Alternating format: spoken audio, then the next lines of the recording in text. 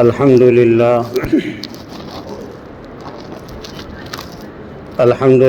نحمده ونستعينه ونستغفره ونؤمن به ونتوكل عليه ونعوذ بالله من شرور أنفسنا ومن سيئات أعمالنا من يهده الله فلا مضل له ومن يضلله فلا هادي له ونشهد أن لا إله إلا الله وحده لا شريك له ونشهد أن سيدنا ومولانا محمدا عبده ورسوله أما بعد فأعوذ بالله من الشيطان الرجيم بسم الله الرحمن الرحيم إن الله اشترى من المؤمنين أنفسهم وأموالهم بأن لهم الجنة يقاتلون في سبيل الله فيقتلون ويقتلون وعدا عليه حقا صدق اللہ العظیم۔ بھئی اپنے درمیان میں جو جگہ ہے اس کو پر کر لیں، کیونکہ ہم لوگ جو یہاں بیٹھے ہیں دین کی بات کو سننا ہے، سمجھنا ہے، اور اسی کے ساتھ یہ فیصلے کرنے ہیں کہ یہ بات میرے لیے ہے، کیونکہ میں اس بات پر عمل کروں گا تو کسی کی بنے نہ بنے میری آخرت بنے گی، اور ہم سب آخرت کے طالب ہیں۔ کس کے طالب ہیں؟ کونوا ابناء الاخرہ، کیا بنو؟ تم آخرت کے بیٹے بنو، دنیا کے نہیں۔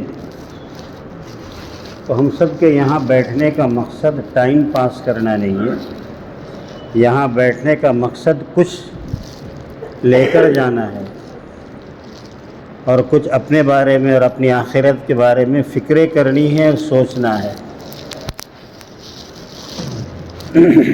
ہر ایک بیٹھنے والا اللہ نے عقل سلیم ہم سب کو عطا کی ہیں، تھوڑا سا غور و فکر کرے کہ ہم دنیا میں کیوں آئے ہیں۔ دنیا میں زندگی گزارنے والے بڑی مخلوق ہے، کئی ہزار مخلوق ہے جو دنیا میں زندگی گزار رہی ہے۔ اس میں جانور بھی ہے، حشرات الارض بھی ہے، ان کے پیچھے کوئی مقصد نہیں ہوتا ہے، لیکن حضرت انسان کے پیچھے ایک مقصد ہے دنیا میں آنے کا۔ اگر وہ اس مقصد پر زندگی گزارتا ہے تو اس کا یہ زندگی کا گزارنا اس کی آخرت کے بننے کا ذریعہ بنے گا، اور اگر وہ مقصد سے ہٹتا ہے تو اس کا یہ دنیا میں رہنا خود کے لیے بھی مصیبت اور دوسروں کے لیے بھی وبال۔ پھر اسی لیے ہے قرآن پاک کے اندر ہے خسر الدنیا والآخرہ، ایسے لوگوں کو نہ دنیا ملتی ہے نہ آخرت ملتی ہے، نہ ادھر کے رہے نہ ادھر کے رہے، نہ خدائی ملا نہ وصال صنم، مذبذبین بین ذلک لا الہ الا ولا الہ الا۔ اس لیے میرے بزرگوں، ہم سب کے یہاں بیٹھنے کے پیچھے ایک بہت بڑا مقصد ہے۔ ہم میں سے کوئی بندہ ٹائم پاس والا نہیں ہے، بلکہ اپنے ٹائم کو باقیمت بنانے والا ہے، اور ٹائم کی قیمت بندہ وصول کرے گا اعمال کے ذریعے سے۔ ٹائم کے ذریعے سے قیمت وقت کی عمل کے کرنے سے بڑھتی ہے۔ جیسے ابھی ہم نے مغرب کی نماز جماعت سے پڑھی، اور حدیث میں یہ بات ہے کہ اللہ تبارک و تعالیٰ جو بندہ جتنا خشوع اور خضوع کے ساتھ اخلاص کے ساتھ نماز پڑھتا ہے اس کو نماز کا مکمل حصہ ثواب ملتا ہے۔ کتنا ملتا ہے؟ کامل ثواب کا وہ حقدار ہوتا ہے۔ لیکن بعض لوگ ایسے ہوتے ہیں جن کو 9واں حصہ ملتا ہے، بعض لوگ ایسے ہیں جن کو 8واں ملتا ہے، بعض ایسے ہیں کہ کسی کو 7واں ملتا ہے، یہاں تک کہ اسی صف میں رہنے والے ایسے ہوتے ہیں جن کو نماز کا ایک حصہ ملتا ہے، اور بعض ایسے ہوتے ہیں جن کو آدھا ملتا ہے۔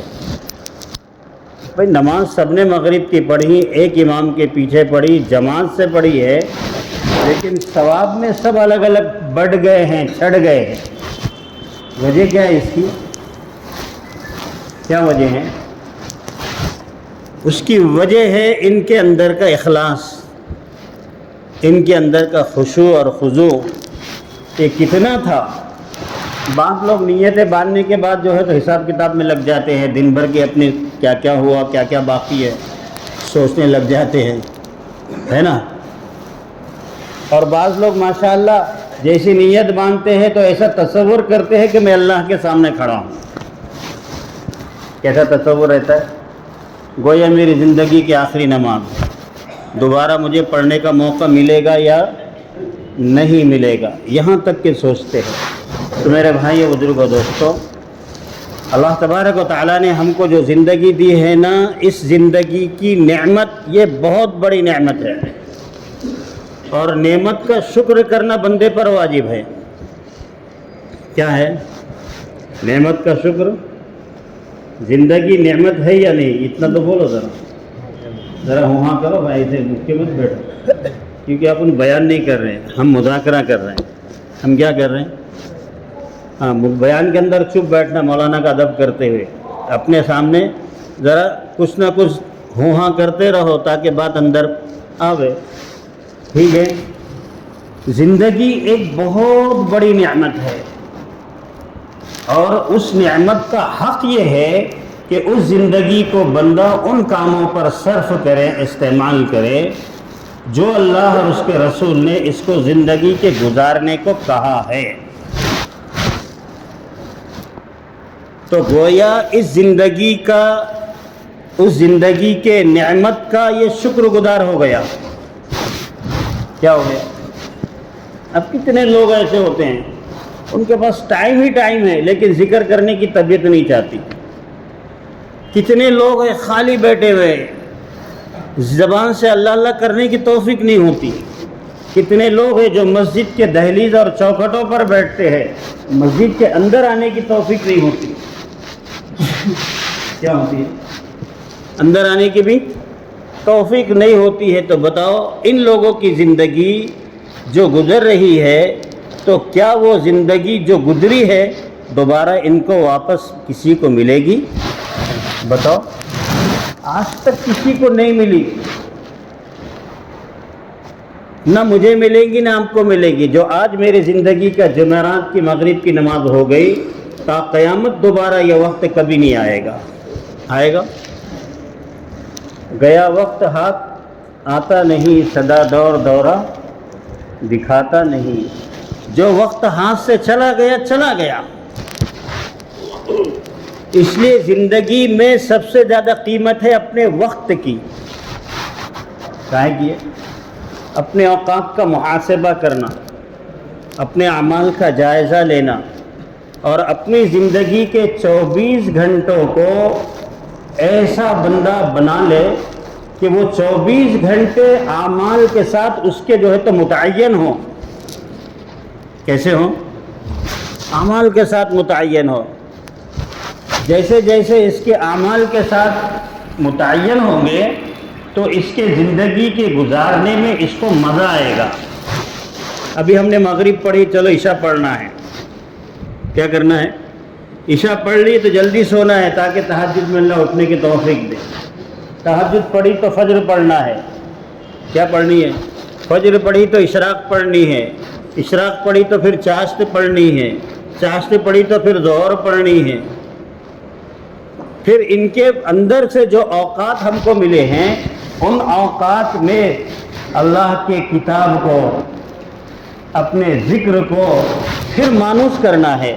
یہ زندگی کے قیمتی بنانے کا شکرانہ ہے۔ بھائی سمجھ میں آ رہی بات؟ ہاں، 3 بڑی نعمتیں اللہ نے ہر ایک کو دی ہے۔ کتنی نعمتیں؟ 3۔ ایک وقت جس کو ہم زندگی کہتے ہیں، تو اس میں میں نے تھوڑا سا آپ کے سامنے اشارہ کنایا کیا۔ دوسرے، اللہ نے ہر ایک کو جان دی ہے، یہ اللہ کی دی ہوئی ہے۔ کس کی دی ہوئی ہے؟ اللہ کی دی ہوئی ہے۔ اس کا شکر ہر ایک پر ضروری ہے۔ کس پر؟ ہر ایک پر. حضرت مولانا ابراہیم صاحب اس پر بہت بول رہے ہیں آج کل. ذرا دھیان سے سنو کہ نعمت کا شکر جب بندہ ادا کرے گا تو اللہ تبارک و تعالیٰ اس کی اس چیز میں ترقی کریں گے، اضافہ کریں گے. کہاں پر؟ شکر پر. یہ بڑی نعمت ہے. یہ دو نعمتیں ہیں، ایک صبر اور دوسرے شکر. اور شکر نعمتوں میں ترقی کا دروازہ ہے. ترقی کی راہیں کھلتی ہے. جتنا شکر کرو گے ترقی کی راہیں کھلے گی. اب وقت جو ہے تو ہمارے پاس جان ہے. اس جان کو مرضیات الہی پر لگانے کی فکر کرنا. کس پر؟ اس جان کو اس بات کا پابند بنانا کہ میں اللہ کے اوامر کو اور پیارے آقا کی سنتوں کو اپنی زندگی میں لانے کے لیے اپنی جانوں کو کھپاؤں. یہ دوسروں کو صحیح نہ لگتی ہو، دوسروں کی نگاہ میں جچتی نہ ہو، دوسروں کی نگاہ میں کھٹکتی ہوں، دوسروں کے لیے عیب کا ذریعہ ہوں، لیکن میرے لیے یہی چیز ہے کہ میں ویسی ہی زندگی گزاروں، ویسی ہی اپنی جان کو بنا دوں جو میرے اللہ نے اور میرے نبی نے مجھے تعلیم دی ہے. سمجھ گئے؟ تو میرے بھائیو یہ ایک تقاضا ہے کہ اپنے اوقات کی ہم فکر کریں. اوقات جی، جان، مال اور زندگی، یہ تین چیزیں یہ بڑی نعمت ہے ہر ایک کے پاس. امیر کے پاس، غریب کے پاس، پڑھے لکھے کے پاس، ان پڑھ کے پاس، شہری کے پاس، دیہاتی کے پاس، چھوٹے کے پاس، بڑوں کے پاس، سب کے پاس یہ تین عام ہیں. یہ عام نعمتیں ہیں، لیکن ان تینوں نعمتوں کو لوگ اپنے اپنے طور پر استعمال کر رہے ہیں. کیا کر رہے ہیں؟ ان تینوں نعمتوں کو لوگ اپنے اپنے دماغ سے، اپنی اٹکلوں سے، اپنے آئیڈیل سے، اپنے جو ہے تو سوچ کے مطابق اس طرح سے لوگ اس میں اپنے اوقات کو گزار رہے ہیں.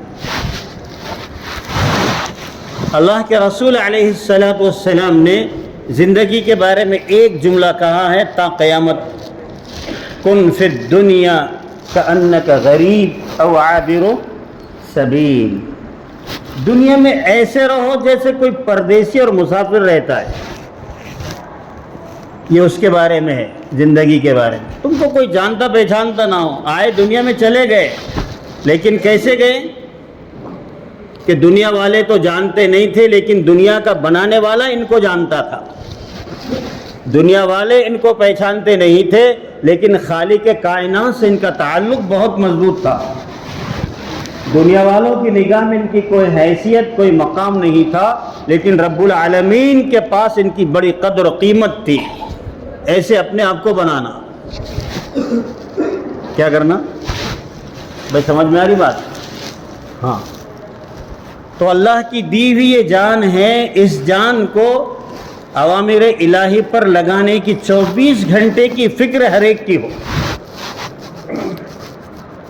اور اوامر الہی میں سب سے بڑا حکم اللہ کا نماز کا ہے. کہاں ہے بھائی؟ نماز میرے بزرگوں ہم سب پڑھ رہے ہیں. نماز ہم سب پڑھتے ہیں، چاہے شہر کے لوگ ہوں، دیہات کے لوگ ہوں، جو ہے تو اللہ کے راستے میں نکلے ہوئے لوگ ہوں یا مقامی لوگ ہوں، نماز سب پڑھ رہے ہیں. نماز پڑھنے کے ساتھ ساتھ نماز بنانے کا مطالبہ ہے. کیا مطالبہ ہے؟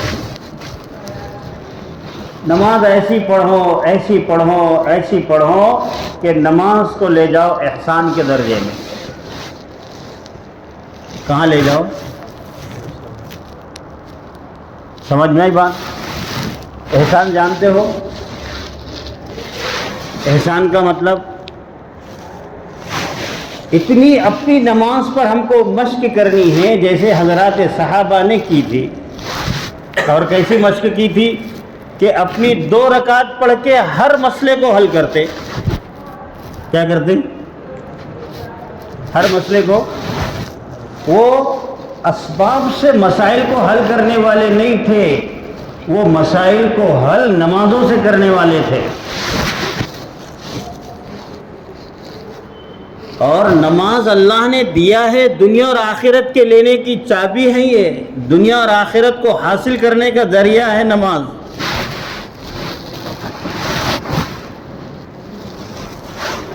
اس کو مفتاح الجنہ کہا ہے۔ کیا کہا ہے؟ الصلاۃ مفتاح الجنہ۔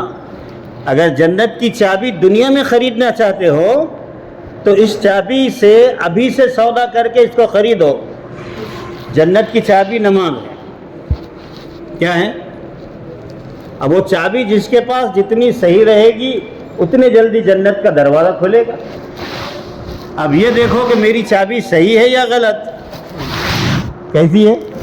اگر ٹیڑھی ہو گئی تو اس کو کیا کر لو؟ درست کر لو۔ اگر خراب ہے تو اچھی کر لو۔ کیا ہے؟ تو اپنی نماز کو شاندار اور جاندار بنانے کی محنت کرنا، یہ ہمارے پرانے بزرگوں کی باتیں ہیں۔ یہ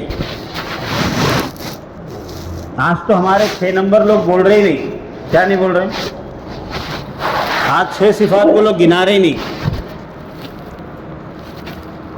حالانکہ شروع سے لے کر آخر تک جو باتیں کہی گئی تھی کہ بھائی دیکھو یہ ہمارے زندگی کے گزارنے کے لیے یہ 6 چیزیں 6 صفات ہے، اس پر اپنی زندگی کو لانے کی مشق کرنا، جماعتوں میں نکل کر کیا کرنا، اور اپنی عادت ان صفات کے ساتھ کیا کرنا ہے؟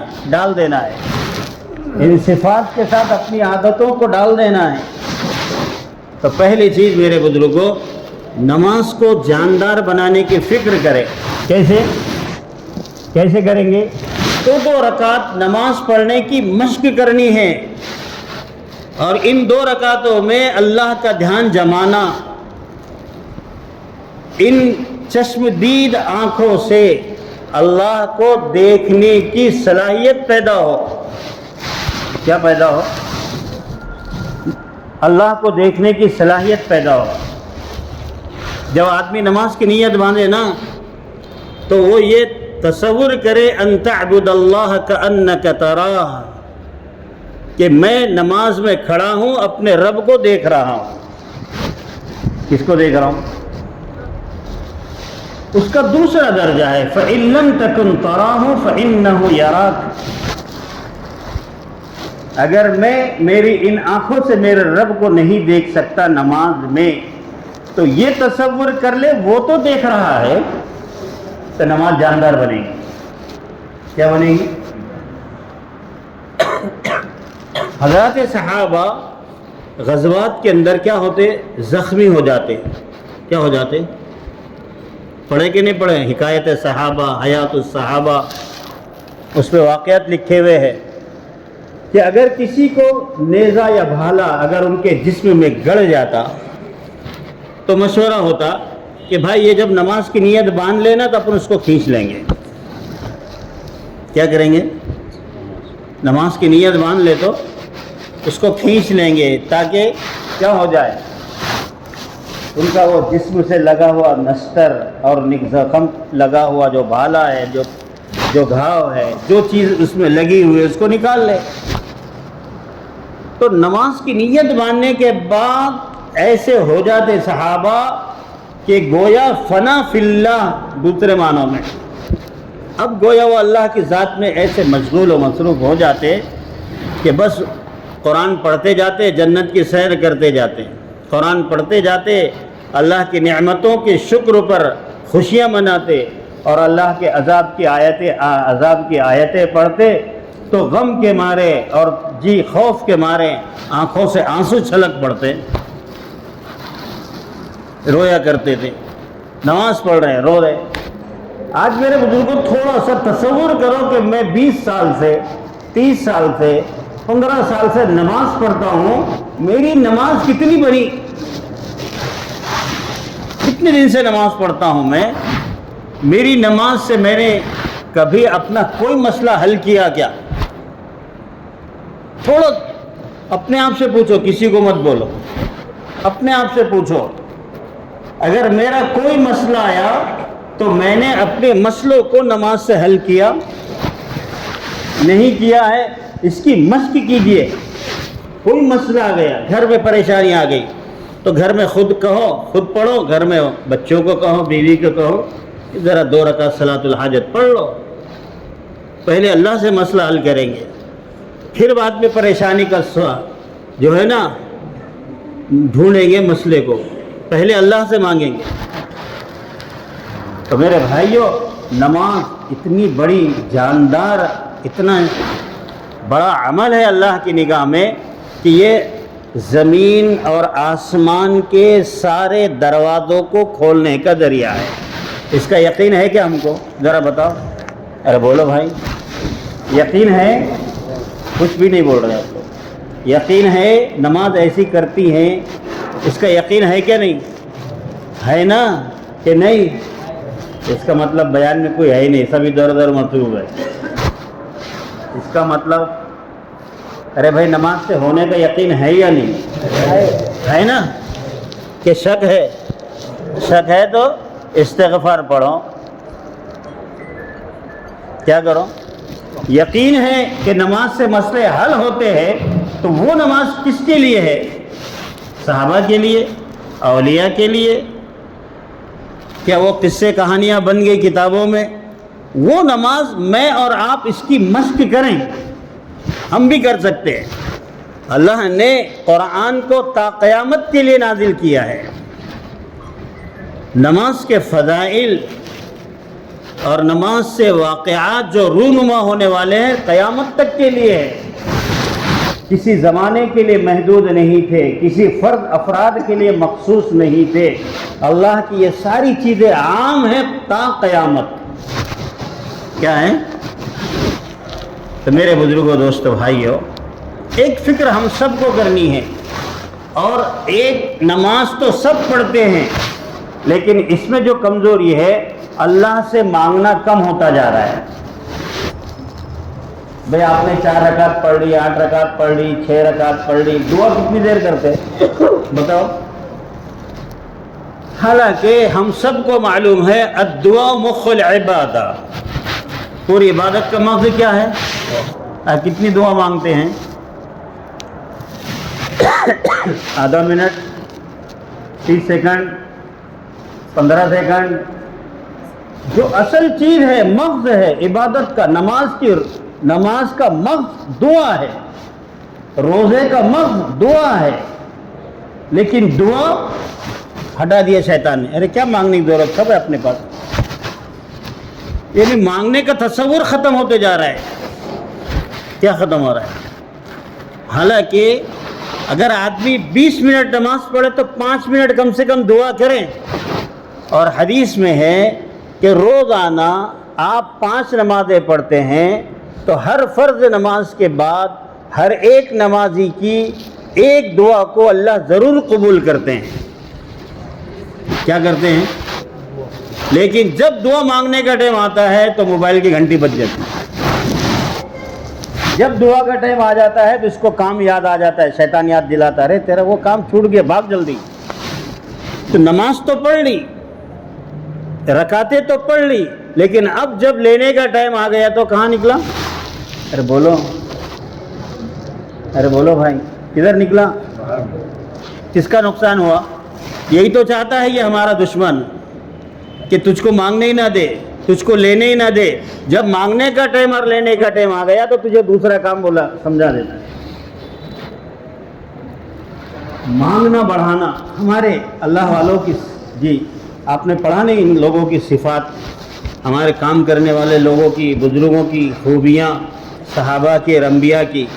حضور علیہ السلام جتنی محنتیں دن میں کرتے تھے، اتنی لمبی لمبی نماز اور لمبی لمبی دعا اللہ کے نبی کا معمول تھا زندگی کا. کیا تھا؟ ارے بھائی پڑھا کہ نہیں پڑھا آپ نے؟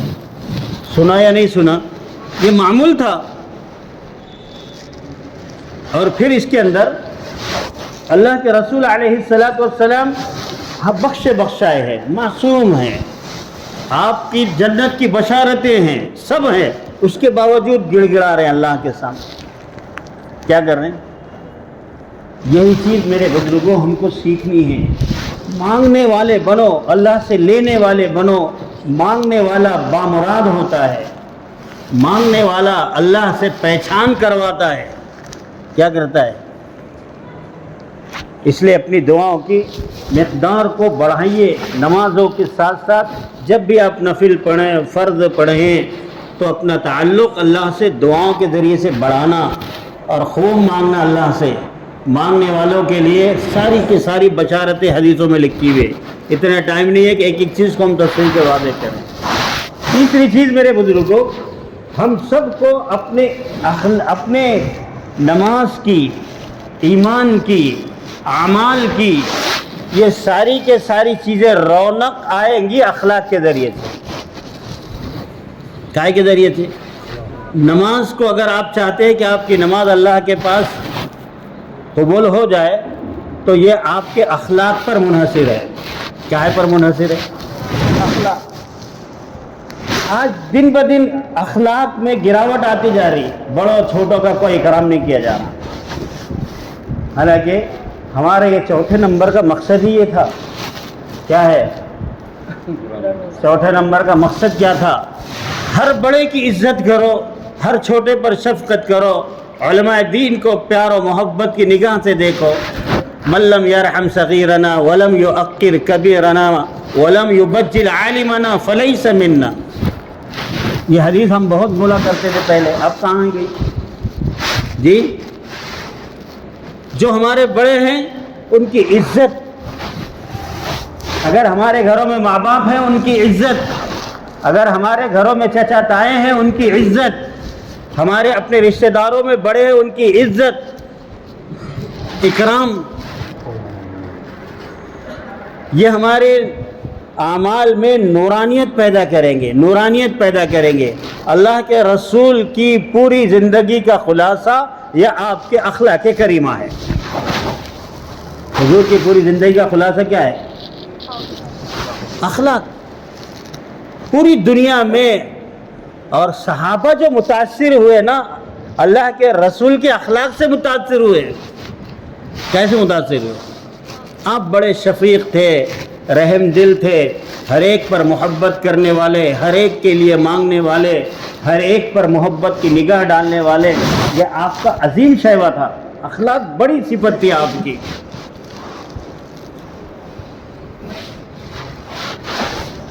تو میرے بزرگوں، اخلاق بہت ضروری ہے، اور اخلاق کے سب سے بڑے حقدار آپ کے والدین ہیں. اگر آپ کتنے بھی بڑے عالم اور مفتی اور تہجد گزار سب بیدار ہے، اگر آپ کے والدین آپ سے ناراض ہے تو فکر کرنے کی ضرورت ہے.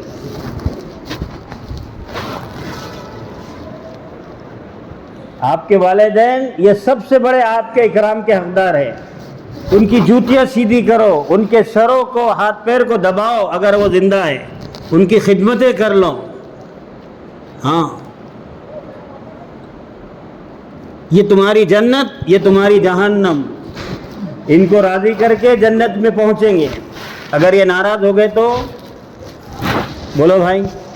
تو یہ ہمارا جو چوتھا نمبر ہے اکرام مسلم کا، یہ اسی لیے ہے کہ اپنے گھروں میں جو بڑے بزرگ ہیں ان کا اکرام کرو، ان کی عزت کرو، ان کے اخلاق سے پیش آؤ. میرے بھائیوں، ہمارے لیے کیونکہ سارے اعمال، چاہے ایمان ہو، نماز ہو، علم ہو، اخلاق ہو، یہ ساری چیزیں کرنی ہے صرف اللہ کے لیے. کس کے لیے؟ اللہ کی رضا کے لیے کرنی ہے. مجھے کسی کو بتانا نہیں، کسی امیر کو، کسی جماعت کو، کسی فرد کو، کسی کو بتانا نہیں ہے. یہ سارے عمل کو میں اللہ کے لیے کر رہا ہوں. کس کے لیے؟ میرا رب راضی ہو جائے. اس لیے حضرت ابو ہریرہ رضی اللہ تعالیٰ عنہ نے یہ روایت کو بیان کرتے ہوئے 7 مرتبہ بے ہوش ہوئے ہیں. کتنے مرتبہ؟ جو بندہ دکھاوے والا عمل کرے گا اللہ تبارک و تعالیٰ قیامت کے میدان میں اس سے کہیں گے جس کے لیے کیا تھا اس سے لے لو.